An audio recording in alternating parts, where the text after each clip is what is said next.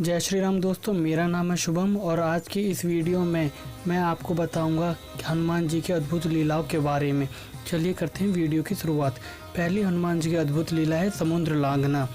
माता सीता की खोज करते समय जब हनुमान, अंगद, जामवंत आदि वीर समुद्र तट पर पहुंचे तो 100 योजन विशाल समुद्र को देखकर उनका उत्साह कम हो गया।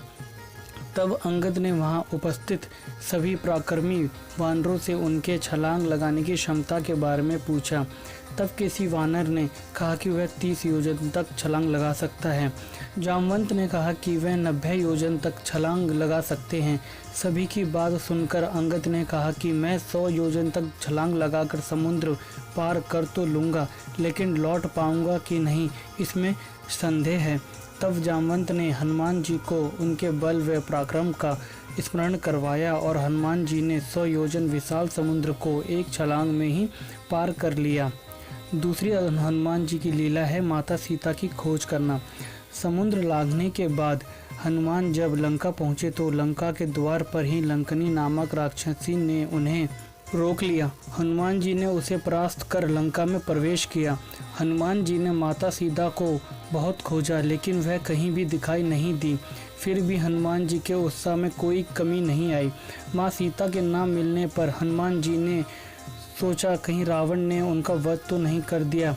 यह सोचकर हनुमान जी को बहुत दुख हुआ, लेकिन उनके मन में पुनः उत्साह का संचार हुआ और वे लंका के अन्य स्थानों पर माता सीता की खोज करने लगे।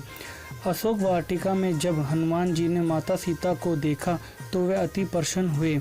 इस प्रकार हनुमान जी ने यह कठिन कार्य भी बहुत ही सहजता से कर दिया। अक्षय कुमार का वध व लंका दहन। माता सीता की खोज करने के बाद हनुमान जी ने उन्हें भगवान श्री राम का संदेश सुनाया। इसके बाद हनुमान जी ने अशोक वाटिका को तहस नहस कर दिया।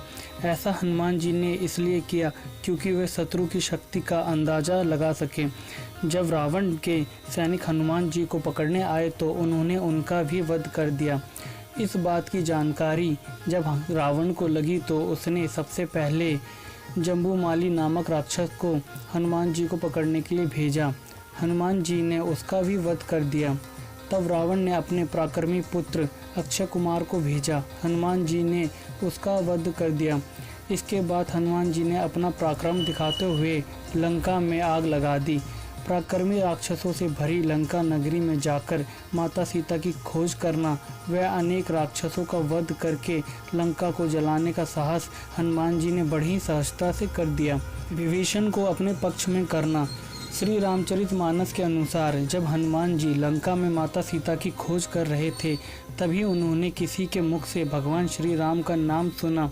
तब हनुमान जी ने ब्राह्मण का रूप धारण किया और विभीषण के पास जाकर उनका परिचय पूछा। अपना परिचय देने के बाद विभीषण ने हनुमान जी से उनका परिचय पूछा। तब हनुमान जी ने उन्हें सारी बात सच सच बता दी। राम भक्त हनुमान को देखकर विभीषण बहुत प्रसन्न हुए और उन्होंने पूछा कि क्या राक्षस जाति का होने के बाद भी श्री राम मुझे अपनी शरण में लेंगे।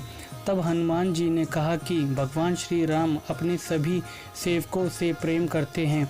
जब विभीषण रावण को छोड़कर श्री राम की शरण में आए तो सुग्रीव, जामवंत आदि ने कहा कि ये रावण का भाई है, इसलिए इस पर भरोसा नहीं करना चाहिए। उस स्थिति में हनुमान जी ने ही विभीषण का समर्थन किया था। अंत में विभीषण के परामर्श से ही भगवान श्री राम ने रावण का वध किया। अनेक राक्षसों का वध। युद्ध में हनुमान जी ने अनेक पराक्रमी राक्षसों का वध किया। इनमें दुर्माक्ष, अकंपन, देवांतक, त्रिशरा, निकुंभ आदि प्रमुख थे। हनुमान जी और रावण में भी भयंकर युद्ध हुआ था। रामायण के अनुसार हनुमान जी का थप्पड़ खाकर रावण उसी तरह कांप उठा था जैसे भूकंप आने पर पर्वत हिलने लगते हैं। हनुमान जी के इस पराक्रम को देखकर वहां उपस्थित सभी वानरों में हर्ष छा गया था।